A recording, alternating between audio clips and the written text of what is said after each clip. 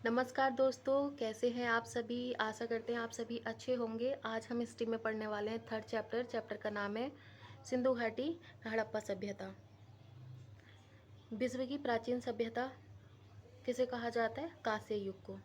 Mesopotamia, मिस्र, चीनी सभ्यता का समकालीन। प्रथम नगरीय सभ्यता, प्रथम नगरीय क्रांति की अवस्था, इसे ही माना जाता है। जॉन मार्शल के निर्देशन में सर्वप्रथम हड़प्पा स्थल की खोज की गई थी। इसका इसी के कारण इसे कहते हैं हड़प्पा सभ्यता। दयाराम साहनी द्वारा बृहद नगरीय ढांचे की खोज की गई। रेडियो डेटिंग C14 पद्धति का काल 2350 से 1750 ईसा पूर्व है।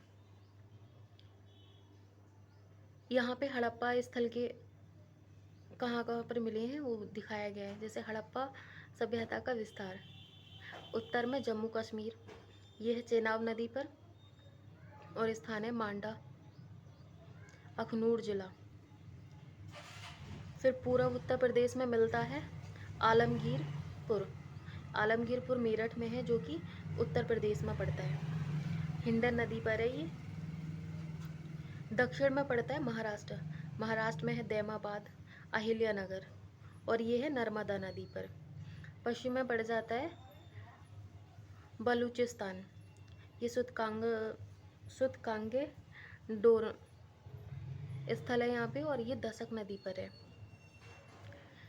आगे पढ़ेंगे हड़प्पा सभ्यता के प्रमुख स्थल, उत्खननकर्ता और बर्स नदी, और ये कहाँ कहाँ पर है और कहाँ से क्या प्राप्त हुआ है। हड़प्पा, इसकी खोज की थी दयाराम साहनी ने 1921 में। ये है रावी नदी के बाएं किनारे पर, और ये साहिवाल पाकिस्तान में स्थित है। यहाँ से हमें मोहरों पर एक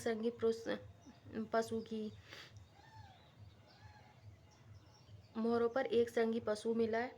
कांसे की इक्का गड़ी मिली। अन्नागर शंख का बैल मिला। कब्रिस्तान R37 मातृ देवी की मूर्ति भी हमें साहिवाल पाकिस्तान में मिली थी।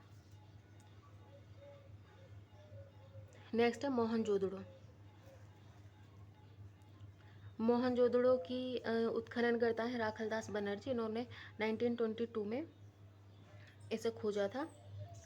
ये है सिंधु नदी के दाहिने किनारे पर, और ये पाकिस्तान के लरकाना में स्थित है। यहाँ से हमें मृतकों का टीला मिला है। 3 मुख वाले देवता मिले हैं जिन्हें बोला गया है कि पशुपति हैं, जिन्हें शिव बोलते हैं। नर्तकी त्रिभंग मुद्रा में कांस्य की मूर्ति है ये।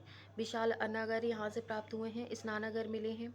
सूती वस्त्र के भी साक्ष्य मिले हैं। दाढ़ी वाला पुरुष सैलखड़ी में।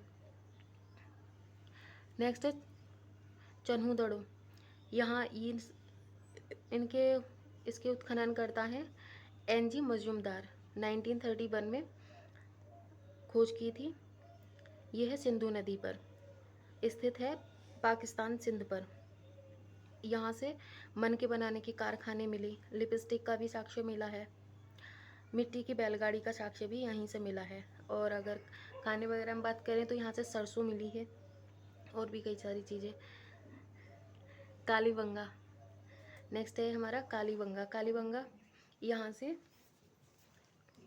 इसके उत्खनन करता है अमला आनंद घोष। 1951 में इसकी खोज की थी। ये है घग्गर सरस्वती नदी पर। इसका स्थान है श्री गंगानगर, राजस्थान में। यहाँ से जुते हुए खेत के साक्ष्य मिले हैं। नक्काशीदार ईंटें मिली हैं। काले कंगन मिले हैं। हर घर में कुआं मिलता था, प्रत्येक घर में कुआं होता था। अग्नि वेदिकाएँ यहाँ से मिली हैं। पक्की ईंट का हल मिला है। नेक्स्ट है हमारा कोटदीजी के उत्खनन करते हैं फजल अहमद, और वर्ष था 1953। ये सिंधु नदी पर है, और स्थान है इसका खैरपुर, पाकिस्तान।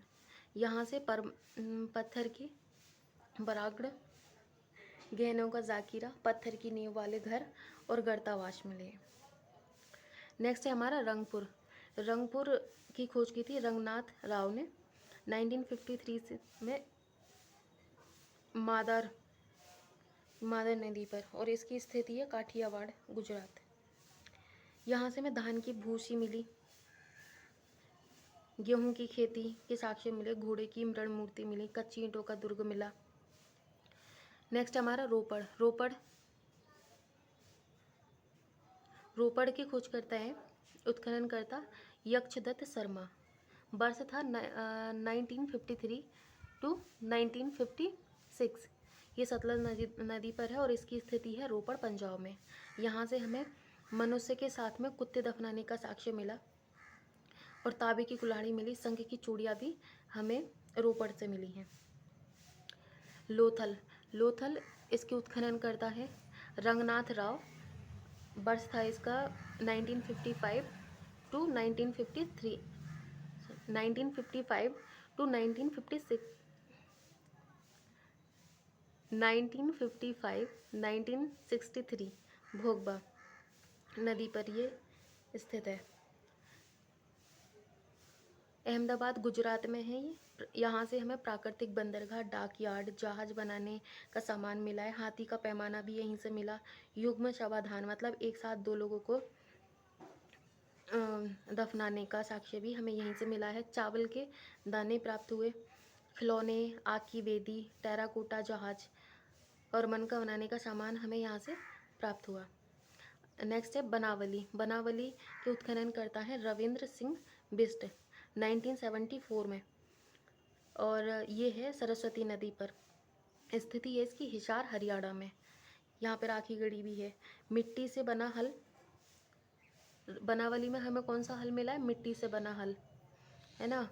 और खिलौना मिले हैं यहाँ से, जो मिला है स्वर्ण पट मिले हैं। मिट्टी के मन के बनाने का सामान भी मिला है।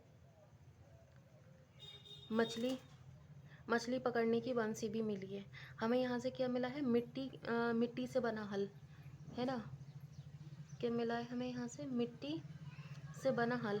और कालीबंगा में हमने क्या देखा? पक्की मिट्टी का बना हल, है ना। दोनों अलग अलग जगह से प्राप्त हुए हैं ये। हरियाणा हिसार राखीगढ़ी अब तक सबसे बड़ा उत्खनित हड़प्पा स्थल है। इसके बाद मोहनजोदड़ो व हड़प्पा का स्थान है।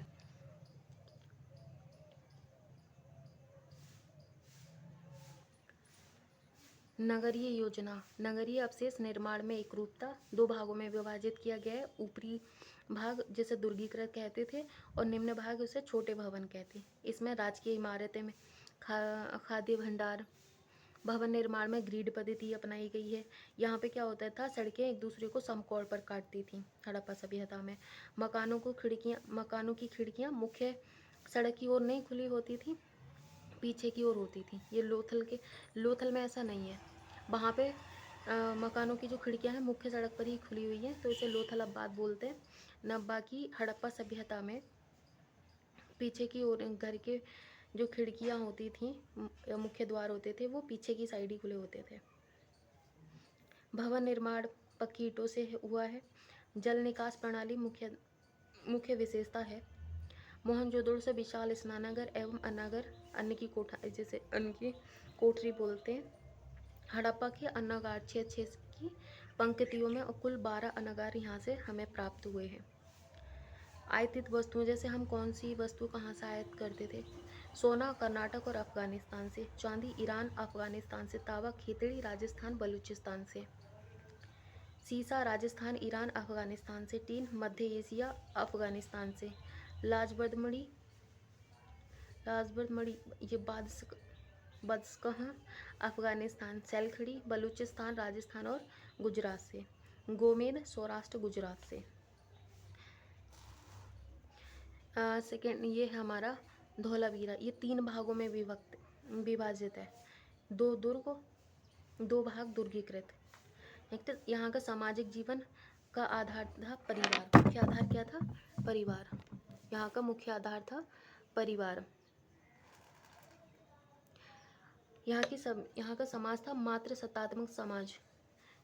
व्यवसाय के आधार पर 4 भाग थे यहाँ पे। पुरोहित जिन्हें विद्वान कहते थे, योद्धा, व्यापारी और श्रमिक।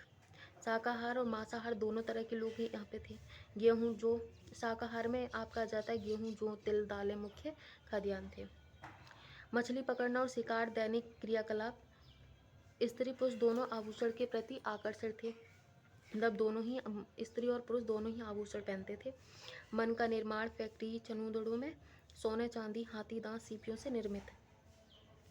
लघु मृण मूर्तियाँ जैसे कि टेराकोटा पक्की मिट्टी से बनी हुई होती थी। फिगरिन मूर्तिकाएँ, खिलौने या पूज्य प्रतिमाएं नारी मृण मूर्तियाँ यहाँ से अधिक मिली हैं। इनका धार्मिक जीवन था। धार्मिक जीवन में रूढ़ियों एवं कर्मकांडों को महत्व दिया गया है। मातृशक्ति में विश्वास था। मोहनजोदड़ो से पशुपति शिव की उत्कीर्ण मूर्ति मिली। कुबड़वाला बैल तथा श्रृंगयुक्त पशु मिला। पवित्र पशु लिंग पूजा प्रचलित थी। अग्निकुंड कालीबंगा से प्राप्त हुआ था। मोहनजोदड़ो से एक मूर्ति में स्त्री के गर्भ से निकलता हुआ पौधा दिखाया गया है, जिसे धरती की उर्वरता की देवी माना जाता है। यहाँ से हमें स्वास्तिक चक्र और क्रॉस की भी साक्ष्य मिले हैं। अंतिम संस्कार की 3 विधियाँ थीं। पूर्ण समाधिकरण, यानी कि ये अधिक प्रचलित थी, सबसे ज़्यादा ये इसको अपनाया गया है। आंशिक समाधिकरण और दाह संस्कार जो अभी प्रचलित है करंट में। आर्थिक जीवन था यहाँ का कृषि, 9 फसलों की पहचान, जैसे गेहूँ जौ कपास मटर लहसुन मेहंदी अंगूर तरबूज आदि। सिंडोन यूनानी लोग ये कपास का माना जाता है। कृषि में हल का प्रयोग, प्रमाण मिले हैं कालीबंगा से और चावल की खेती के रंगपुर और लोथल से। सिंचाई के लिए कोई प्रमाण नहीं मिला है। यहाँ से जल संग्रह हेतु बांधों का निर्माण करा गया है, जो धौलावीरा में मिला है बहुत ही व्यवस्थित तरीके से। नेक्स्ट था पशुपालन। पशुपालन में ये बकरी भैंस सुअर गधे के साक्ष्य यहाँ से प्राप्त हुए हैं। घोड़े का प्रमाण सुतकांगडेर से मिला था।